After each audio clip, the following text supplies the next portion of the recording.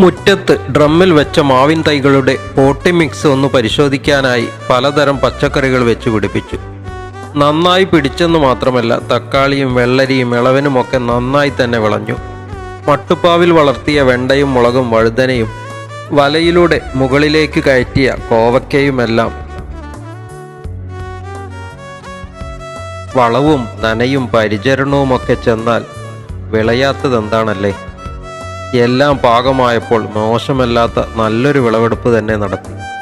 അപ്പോൾ ചെടികൾ മാത്രമല്ല, വീട്ടിലേക്ക് വേണ്ടതെല്ലാം തെല്ലും വിഷമില്ലാതെ നമുക്ക് വീട്ടിൽ തന്നെ ഉണ്ടാക്കാം.